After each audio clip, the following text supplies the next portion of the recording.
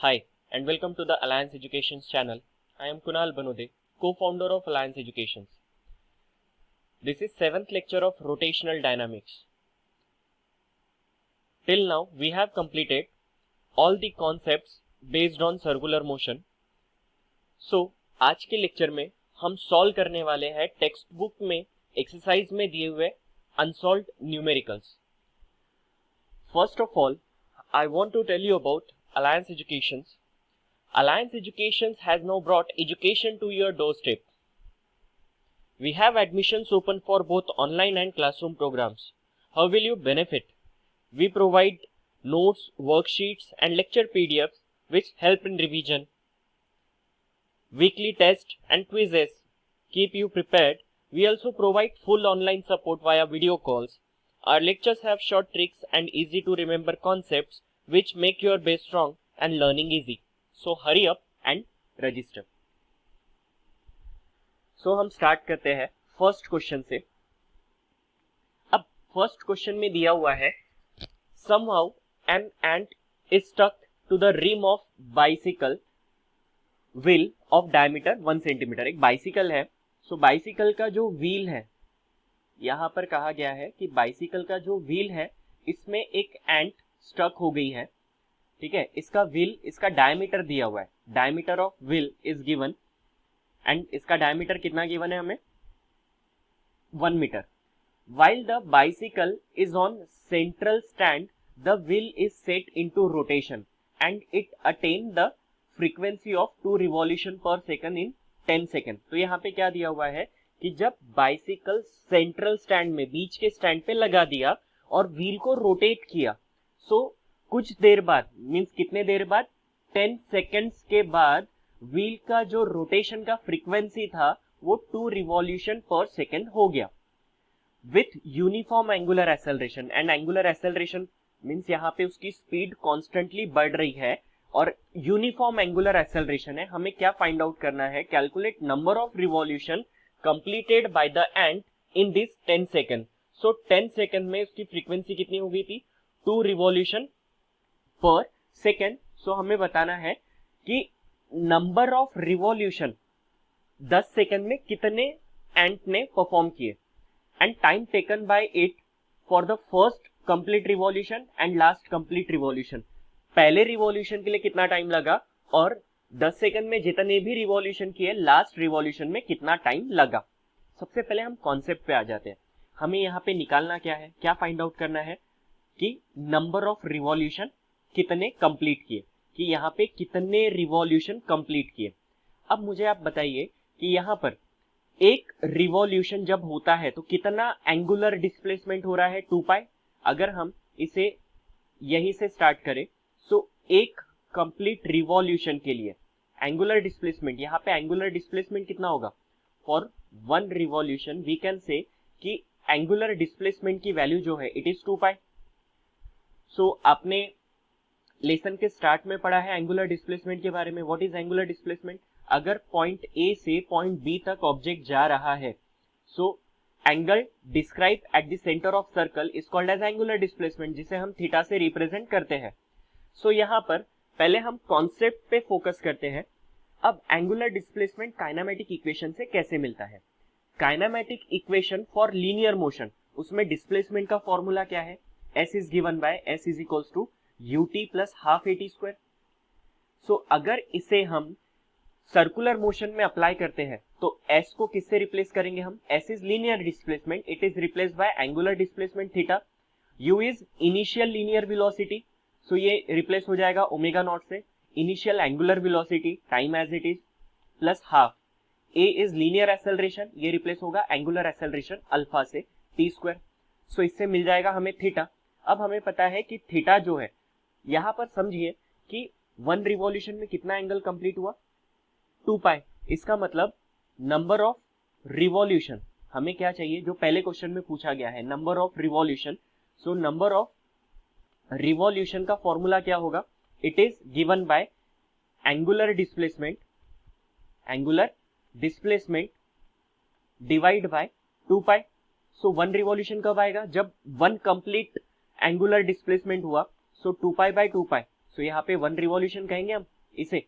So number of revolution का formula क्या रहेगा, angular displacement upon 2 pi. So strategy क्या रहेगी, we need to find out angular displacement. Angular displacement चाहिए, उसके लिए अल्फा पता होना चाहिए। सो अब आ जाते हैं अल्फा के ऊपर। So alpha is what, alpha is angular acceleration, it is angular acceleration. So angular acceleration है, सो अल्फा का फॉर्मूला क्या होता है, we can say it is given by change in, it is given by change in angular velocity, change in angular velocity with respect to time और divided by time। so यहाँ पे alpha के लिए हम लिख सकते हैं alpha is given by change in angular velocity final angular velocity minus initial angular velocity divided by T. तो ये रहेगा फॉर्मूला फॉर अल्फा। सो आते हैं हम सोल्यूशन पार्ट पे। सो इतना कॉन्सेप्ट आपके क्लियर है। हमें पहले क्या निकालना है, हमें अल्फा फाइंड आउट करना है। अल्फा से हमें थीटा मिल जाएगा और थीटा से क्या मिलेगा, नंबर ऑफ रिवॉल्यूशन। सो ये हमारा स्ट्रेटेजी होना चाहिए।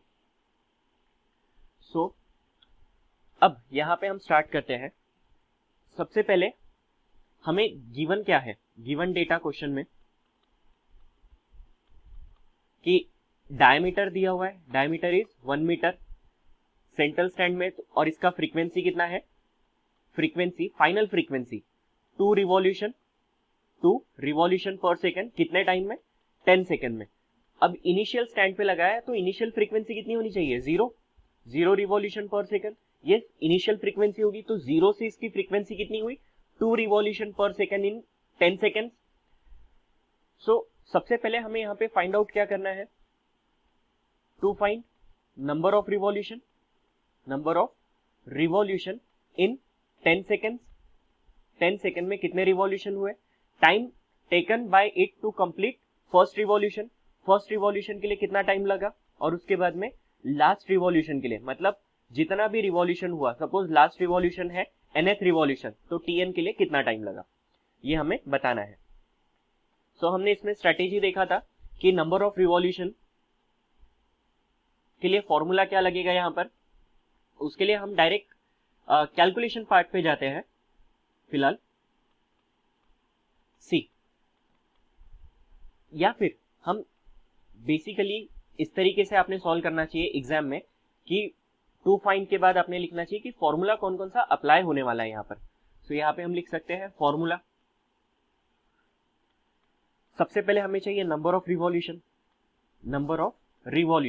सो नंबर ऑफ रिवॉल्यूशन के लिए फॉर्मूला लगेगा theta means angular displacement bye 2 pi, and theta के लिए फॉर्मूला क्या लगेगा यहाँ पर, थीटा के लिए अभी हमने देखा था omega naught T plus half alpha T square, and यहाँ पे अल्फा चाहिए, अल्फा के लिए फॉर्मूला आ जाएगा omega minus omega naught by T.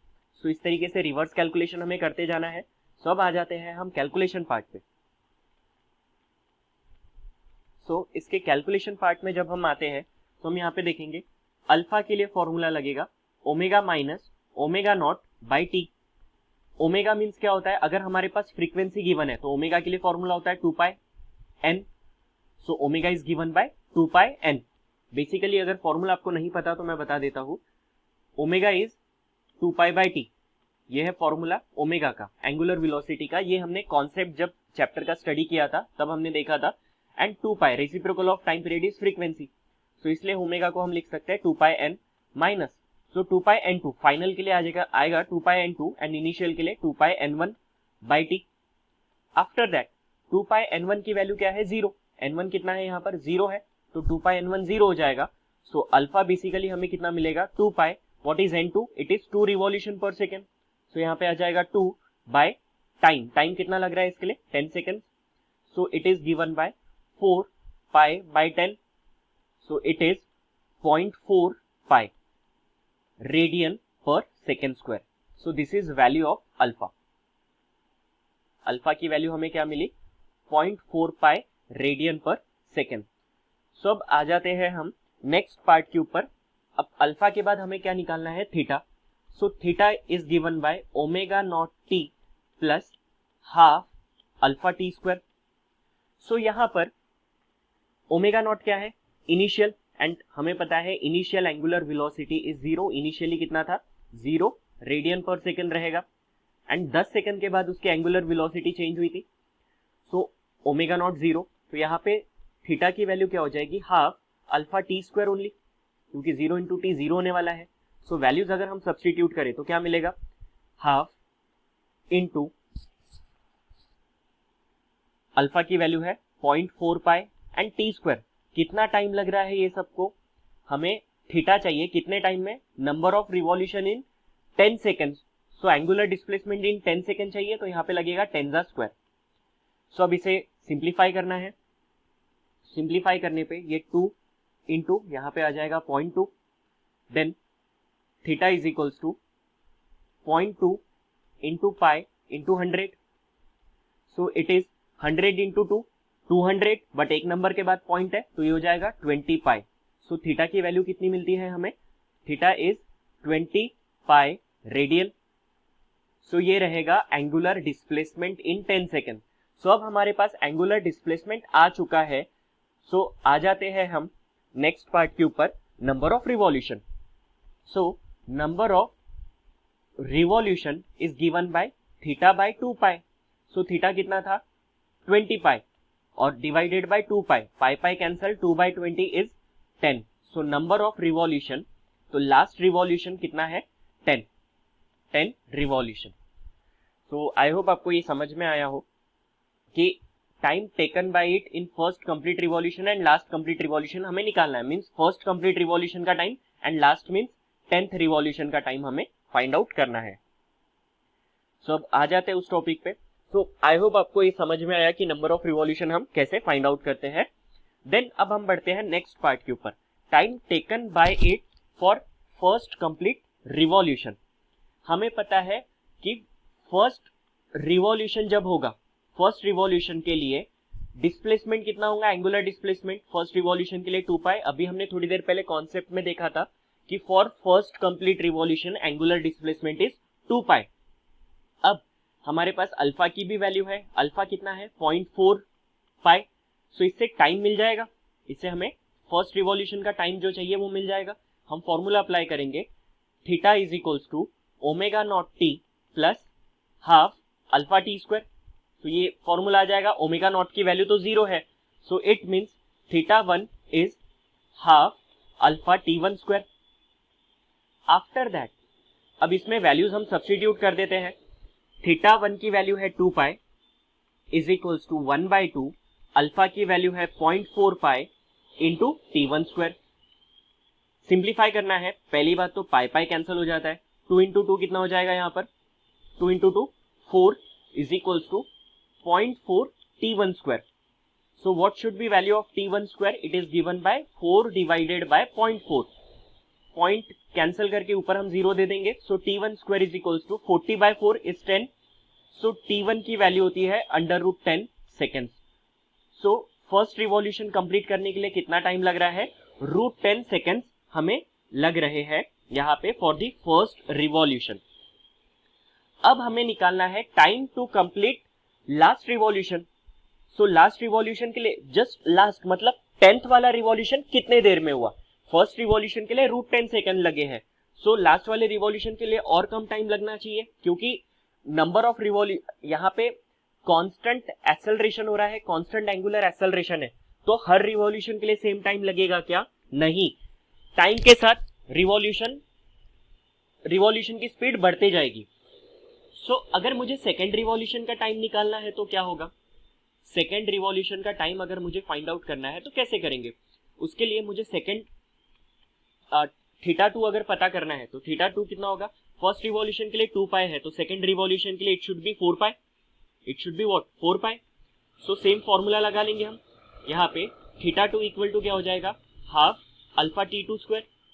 So 4 pi is equals to half alpha की वैल्यू कितनी है 0.4 pi t2 square, then pi pi cancel, 2 into 4 8 is equals to 0.4 t2 square. So यहाँ पर t2 स्क्वायर कितना हो जाएगा, it is 8/0.4। So t2 square again point cancel करके ऊपर 0 और यहाँ पे आ जाएगा 20। सो t2 इज √20 सेकेंड। सो हम देख रहे हैं सेकेंड रिवॉल्यूशन के लिए कितना टाइम लगा, √20 सेकेंड। सो यहाँ पे सेकेंड रिवॉल्यूशन के लिए टाइम कैसे मिलेगा, T2 माइनस T1। सो देखते हैं हम यहाँ पर। अब आ जाते हैं हम 9th रिवॉल्यूशन के लिए। अब हम कैलकुलेट करेंगे 9th रिवॉल्यूशन, थीटा 9 के लिए हम देख रहे हैं 2 के फैक्टर से रिवॉल्यूशन बढ़ रहे हैं। थीटा 1 के लिए 2 पाई, थीटा 2 के लिए 2 इंटू 2 4 पाई, सो थीटा 9 के लिए 9 इंटू 2 18 पाई। थीटा 9 कितना एंगुलर डिस्प्लेसमेंट होगा, 18 पाई। सो यहां पर थीटा 9 के लिए फॉर्मूला क्या हो जाएगा, half alpha T9 square. So it is theta 9 की वैल्यू 18 पाई, हाफ अल्फा की वैल्यू 0.4 पाई, T9 जा square. So pi pi cancel, 18 to जा यहां पर कितना हो जाता है 36 इज इक्वल्स टू 0.4 T9 जा स्क्वायर। सो यहां पर T9 जा स्क्वायर कितना हो जाएगा, it is 36 by 0.4, point cancel करके ऊपर 0, 4 9 जा 36 और ये लास्ट में 0। सो T9 की वैल्यू कितनी आ रही है, √90 सेकेंड। सो हम देख रहे हैं, देखो यहाँ पर कि फर्स्ट रिवॉल्यूशन के लिए √2 सेकेंड, देन पहले 2 रिवॉल्यूशन के लिए √20 सेकेंड, देन फर्स्ट 9 रिवॉल्यूशन के लिए √90 सेकेंड। सो 10th रिवॉल्यूशन के लिए कितना टाइम होना चाहिए, √100 सेकेंड, मतलब 10 सेकेंड। √100 कितना होता है 10 सेकेंड। तो हमें चाहिए सिर्फ 10th रिवॉल्यूशन के लिए। So time taken to complete 10th revolution only is given by T10 minus T9। So T10 की वैल्यू है 10 माइनस T9 की वैल्यू है √90। सो यहां पर मैं ऊपर में लिख रहा हूं T10 माइनस T9 हमें चाहिए था 10 माइनस √90। √90 की वैल्यू होती है 9.4868, देन 10 माइनस सब्सट्रैक्ट करने पे आंसर आ जाएगा 0.5131 सेकेंड। तो ये हमारा आंसर रहेगा। सो थोड़ा लेंदी कैलकुलेशन था, बट आई होप आपके कॉन्सेप्ट इसमें क्लियर हुए कि किस तरीके से हमें इसे सॉल्व करना है। सो बढ़ते हैं हम अगले क्वेश्चन की ओर। यहाँ पे ऑलरेडी सोल्यूशन आपके लिए दिया हुआ है एक्सप्लेनेशन के साथ, आप इसे भी रेफर कर सकते हो। बढ़ते हैं सेकंड क्वेश्चन की ओर। यहाँ पे दिया हुआ है coefficient of static friction between a coin and a gramophone disc is 0.5। यहाँ पे ग्रामोफोन एक डिस्क है जिसमें म्यूजिक सुना जाता है। सो बोला गया है कि यहाँ पे कोएफिशिएंट ऑफ स्टैटिक फ्रिक्शन हमें बताना है gramophone disc, sorry coefficient of static friction given है हमें ग्रामोफोन डिस्क एंड कॉइन का। इसके ऊपर कॉइन रखा हुआ है, इसके ऊपर क्या रखा हुआ है, एक कॉइन रख दिया है, this is coin. So coin रखा, coefficient of static friction is given which is 0.5। Radius of the disc, radius कितना है 8 सेंटीमीटर। यहाँ पे इसका पूरा रेडियस जो है it is 8 centimetre. Initially the centre of coin is pi नहीं चाहिए था, यहाँ पे 2 चाहिए था। अब टेक्स्ट बुक में प्रिंटिंग मिस्टेक है, यहाँ पे चाहिए था 2 centimetre away from the centre of the disc. Initially coin कितना डिस्टेंस पे रखा है, 2 सेंटीमीटर डिस्टेंस पे रखा हुआ है from the disc, from the centre of the disc. Centre से कितने डिस्टेंस पे है coin, 2 centimetre. At what minimum frequency will it start slipping from there. Minimum frequency कितनी होनी चाहिए ये ग्रामोफोन डिस्क के घूमने की, सो दैट कॉइन स्लिप होना शुरू हो जाए। यहाँ पे डिस्क घूमेगा तो कॉइन स्लिप होगा सेंट्रीफ्यूगल फोर्स के वजह से। सो मिनिमम फ्रीक्वेंसी कितनी होनी चाहिए, सो बेसिकली कॉइन जब घूम रहा है तो कॉइन पे कौन सा फोर्स एक्ट हो रहा है, सेंट्रीफ्यूगल फोर्स। यहाँ पर सेंट्रीफ्यूगल फोर्स एक्ट हो रहा है कॉइन पे। अब जस्ट ट्राई टू इमेजिन कि कॉइन जब ये डिस्क जब घूम रहा है, कॉइन भी रोटेट हो रहा है। सो कॉइन जब घूम रहा है तो यहाँ पे सेंट्रीफ्यूगल फोर्स एक्ट होगा, उसको दूर फेंकेगा। बट कॉइन अगर वहां पे टिका हुआ है वैसा ही है, सो सेंट्रीफ्यूगल फोर्स को ओवरकम कौन कर रहा है, फोर्स ऑफ फ्रिक्शन। यहाँ पे सेंट्रीफ्यूगल फोर्स को ओवरकम कर रहा है force of friction. So centrifugal force का formula mr⍵² and force of friction is given by μn, mu into normal reaction, coefficient of static friction into normal reaction. So mr⍵² is equals to coefficient of static friction. Normal reaction किसे balance करता है, wait को, mg को। So normal reaction की जगह आ जाएगा mg, then mm cancel.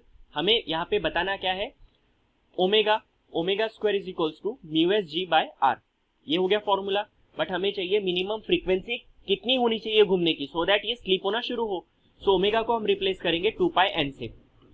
सो 2 pi N ज़ा square is equals to mu S G by R. Then इसके बाद हम इसे सिंप्लीफाई करते हैं एन के लिए, यहाँ पे स्क्वायरिंग कर देंगे तो मिलेगा 4 pi square N square is equals to mu S G by R. So इससे एन स्क्वायर के लिए फॉर्मूला क्या बनेगा, mu S G by R into 4 pi square. इसीलिए मैं कहता हूँ आप कॉन्सेप्ट क्लियर रखो, क्योंकि टाइम पे अगर हमें फॉर्मूला बनाना है तो हम बना सके, एग्जाम में क्वेश्चन ऐसे ही रहेंगे। सो अब यहाँ पर थोड़ा गौर करने वाली बात ऐसी है, g की वैल्यू क्या है, g इज पाई स्क्वायर।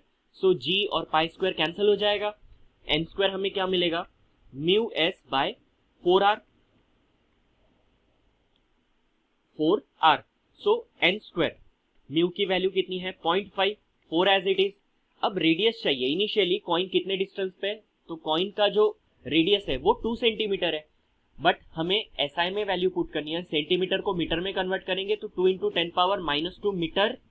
सो अब यहाँ पे वैल्यू क्या होनी चाहिए, N square equal to 0.5 into 10 power -2 ऊपर जाएगा तो +2 डिवाइड बाय 4 2 ज़ा 8। पॉइंट कैंसिल करके नीचे 0 दे दिया, 5 1 ज़ा 5, 5 1 ज़ा 5, देन 3 बचेगा, 3 0, 5 6 ज़ा 30। सो बेसिकली यहाँ पे एन स्क्वायर की वैल्यू क्या मिलती है, इट इज 10 ज़ा square means 100 by 16। So n is √100 by 16। So value of n कितना हो गया, कितने फ्रीक्वेंसी होनी चाहिए minimum, 10 by 4। So it is 5 by 2।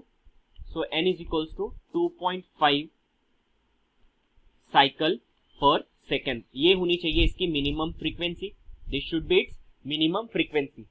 लेकिन अब क्वेश्चन में ट्विस्ट है, by what factor will the answer change if the coin almost at the rim। अगर कॉइन की पोजीशन हम चेंज कर दे, बिल्कुल रिम पे, यहाँ पे कॉइन रख दे 8 सेंटीमीटर पे, तो क्या फैक्टर से ये चेंज होगा। सो अगेन हमें फ्रीक्वेंसी लगेगा और पूरे कैलकुलेशन की जरूरत है उसके लिए नहीं। सो यहाँ पे हम डायरेक्टली नेक्स्ट इसके लिए फॉर्मूला यूज करेंगे, N square is equals to mu S by 4 pi. N square equal to mu S coefficient of static friction by 4r, sorry यहाँ पे क्या था r। Then n square mu S कितना था 0.5, 4। अब इस बार रेडियस कितना है 8 सेंटीमीटर। सो यहाँ पे लिखेंगे 8, क्या सेंटीमीटर लिखेंगे, नहीं मीटर चाहिए, इसलिए 10⁻⁻² मीटर। अब इसे सॉल्व करना है हमें। So n square is equals to 0.5 divide by 8 4 ज़ा 32 इंटू 10 इंटू नीचे नहीं लिखता है, 10 पावर -2 ऊपर जाएगा तो +2, ठीक है। अब पॉइंट कैंसिल करके नीचे 0 दे दिया, 5 से इसे कैंसिल कर देते हैं, 5 6 ज़ा 30, देन 2 0 बचता है, 5 4 ज़ा 20। सो n स्क्वायर कितना हो जाता है 100 बाय 64। सो n की वैल्यू होती है 10 बाय 8, रिड्यूस करेंगे 4 एंड 5। सो 5 बाय 4 कितना होता है 1.25। सो सेकेंड फ्रीक्वेंसी कितनी मिलती है 1.25 साइकिल पर सेकेंड की फ्रीक्वेंसी से अगर ये घूमने लगेगा ग्रामोफोन डिस्क तो कॉइन स्लिप होना शुरू हो जाएगा। तो फैक्टर चेंज कैसे मिलेगा हमें, factor change is what, it is the ratio of final frequency to the first frequency. So f2 by f1 is given by 1.25 by 2.5। So ये तो डबल ही हो गया इसका। So f2 is equals to 1/2 f1। So second frequency क्या हो जाएगी, पहली फ्रीक्वेंसी की आधी, ये रहेगा फैक्टर चेंज। अब हम आ जाते हैं नेक्स्ट क्वेश्चन के ऊपर, टाइम हमारे पास कम है। देन सॉल्यूशन आपके लिए दिया हुआ है अगेन थर्ड क्वेश्चन। यहां पर क्या दिया हुआ है कि part of racing track is to be design for a curvature of 72 metre. यहां पे क्या कहा गया है कि एक रेसिंग ट्रैक है, यहाँ पे okay. So part of racing track is to be design for a curvature of 72 metre. एक रेसिंग ट्रैक है, यहाँ पे इसका कर्वेचर कितना दिया हुआ है, कर्वेचर दिया हुआ है 72 मीटर, मतलब रेडियस ऑफ कर्वेचर हमें गिवन है, it is 72 metre. We are not recommending the vehicle to drive faster than 216 kilometre per hour, मतलब मैक्सिमम स्पीड दी गई है इसके लिए। मैक्सिमम स्पीड कितना बोला गया है? 216 kilometre per hour. With what angle should the road be tilted, मतलब एंगल ऑफ बैंकिंग बताना है हमें, कितने एंगल से उसको टिल्ट करना है, एंगल ऑफ बैंकिंग हमें रोड का बताना है, थीटा हमें बताना है। And by what height its outer edge be, इसका जो आउटर एज है दिस वन, ये कितने हाइट पे है, एज भी बताना है with respect to the inner edge. Inner edge के कंपैरिजन में आउटर एज की हाइट कितनी है बताना है। अगर जो रोड ट्रैक है वो 10 मीटर वाइड है, रोड ट्रैक कितना दिया हुआ है? 10 मीटर्स वाइड। सो यहाँ पे कैलकुलेशन कैसे होगा? सबसे पहले तो हम किलोमीटर पर आवर को मीटर पर सेकंड में कन्वर्ट करेंगे। यहाँ पे 216 आपको पता है मीटर पर सेकंड के लिए फैक्टर क्या होता है? 5/18। अगर नहीं पता तो मैं फर्स्ट टाइम आपके लिए सॉल्व कर देता हूँ। किलोमीटर को मीटर में कन्वर्ट करने के लिए 1000 और आवर्स को सेकंड में कन्वर्ट करने के लिए 3600। सो यहाँ पे 00 कैंसिल हो गया। सो क्या मिलता है? 216 इंटू यहाँ पे रिड्यूस हो जाएगा 2 5 जा एंड 2 18 जा, सो ये हो जाएगा मीटर पर सेकेंड। तो ये हो गया factor. After that so V max is given by, यहाँ पर इसे रिड्यूस अगर हम करते हैं तो कितना आ जाएगा? ये कैंसिल हो जाएगा 12 जा, then 12 into 5 is equals to 60 metre per second. V max की वैल्यू कितनी आती है? 60 मीटर पर सेकेंड। अब इसका कॉन्सेप्ट हम ऑलरेडी लेक्चर में जान चुके हैं, तो मैं डायरेक्ट फॉर्मूला लिख रहा हूँ क्योंकि हमें पहले बताना है angle theta. So we know tan theta का फॉर्मूला क्या होता है? v²/rg। आपने v का फॉर्मूला देखा था, v² is equals to rg tan theta और v is equals to √rg tan theta. So tan theta का फॉर्मूला क्या होता है? v²/rg। So it is, what is v की वैल्यू? 60² बाय r की वैल्यू कितनी है? 72 मीटर और g की वैल्यू है 10। 60² is 3600 divided by 72 into 10, then 00 cancel. 70 यहाँ पे 36 10 जा 360 एंड 36 2 जा, मतलब हमें tan थीटा की वैल्यू कितनी मिल रही है? tan theta is given bye 5। So theta की वैल्यू हो जाएगी tan इनवर्स 5। एंगल हमें रिक्वायर्ड रहेगा, इसलिए tan इनवर्स 5 लॉग बुक से अगर आप देखते हो तो आपको आंसर आएगा 78.69 डिग्री। ये होना चाहिए इसकी वैल्यू।